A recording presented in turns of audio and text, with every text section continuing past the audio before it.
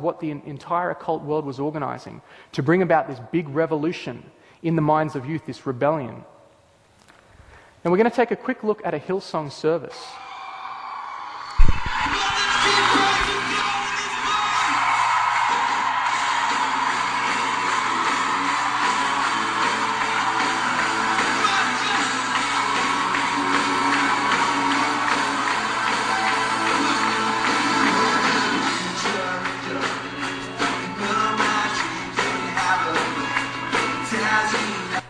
I think that's enough. Yes, and you see, this is the thing that actually gets the youth to come in. Just like we saw in our last presentation, they were going to use music. Aleister Crowley and all those people that were into that field were going to use music to lure the youth into rebellion. And once they had lured the youth into rebellion, then they could pretty much preach whatever message they wanted to give to them. But if we take a deeper look at this, what has this rebellion and this new style of music done? People have rebelled. It's like a pendulum. The youth have rebelled, and suddenly now they're coming back again. And they want to bring this music back into their churches. They want to have religion, yet they want to have this same music in the world. It was a couple of months ago that I actually went to a Hillsong concert because I had a friend that was going there. And I just want to show you a quick clip from that. It's very similar. But have a look. Tell me if you can see something in there. Anything interesting about the screen?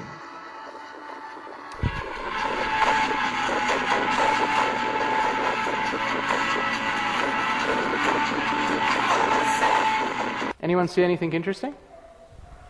No? Yeah? All right. We'll play it again. We'll slow it down though.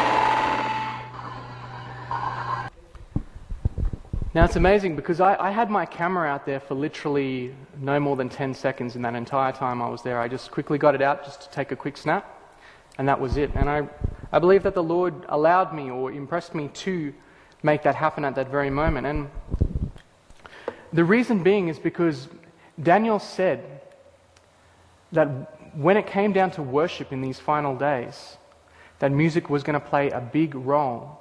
And those that actually bow down will receive the mark. And the amazing thing is here we have all these youth that are caught up in this system that Aleister Crowley said he was going to create. All these youth caught up in this system and basically believing they're worshipping a God who is sitting on the throne. But unfortunately, they don't realize that Jesus has left that throne and gone into the most holies. So who is now pouring out that fire upon these kids? It's the devil. And he is the one who is giving them this fire. And I really feel sorry for a lot of these people because they are trapped in this system. And just talking to some of these people when I was there, so many of them didn't have an idea about what the Bible said. And just even relaying the simplest truths to them, many of them said, well, you have a point. And I just pray that one day God raises up people to reach all these people and an entire church like that is converted.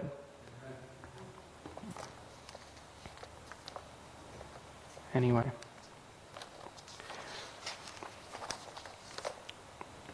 Ellen White in Selected Messages says, "Those things which have been in the past will be in the future. Satan will make music a snare by the way in which it is conducted. God calls upon his people who have the light before them in the word and in the testimonies to read and consider and take heed. Clear and definite instruction has been given in order that all may understand, but the itching desire to originate something new results in strange doctrine. Has God given us these answers in his word? Yes. And in the testimonies, yes.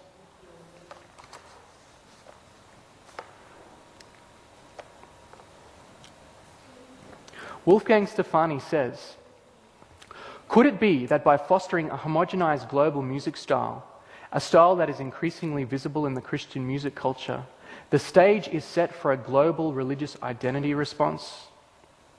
A response that will allow people of all nations, all religious backgrounds to say, yes, this is my music for being happy and religious, and I am part of it.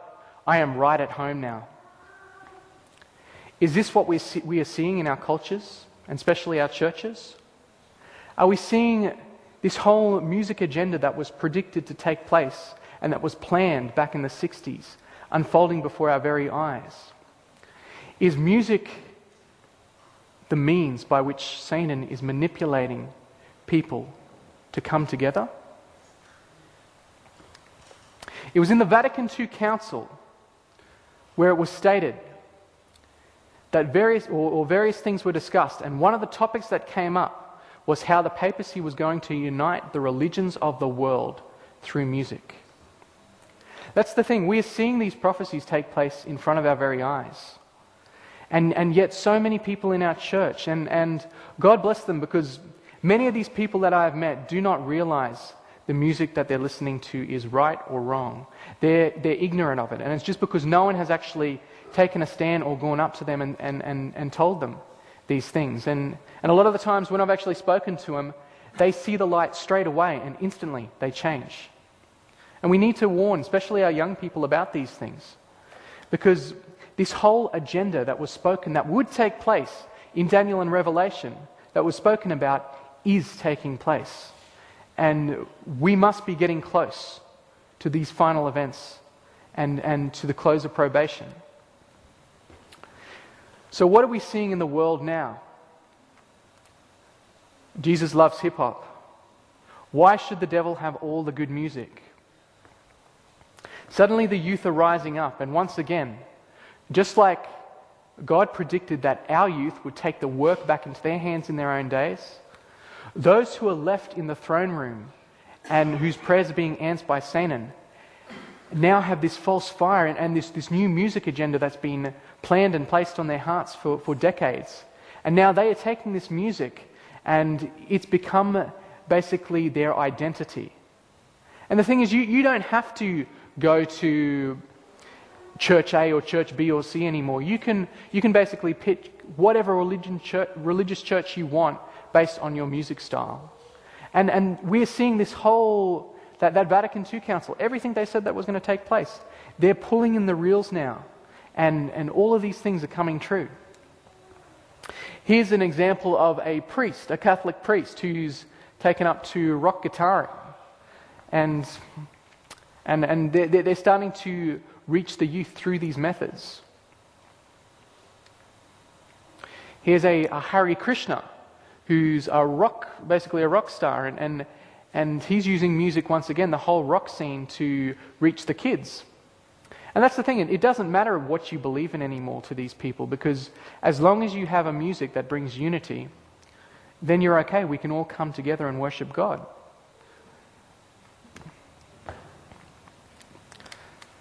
Now here are some groups, and I know that some of these groups people in our church listen to. And I'm going to tell you very shortly tips for choosing what kind of music, but Jars of Clay, for example, we've had them out to our big camps before. And they're supposed to be a Christian group, and here they are performing for Jesus in their boxer shorts.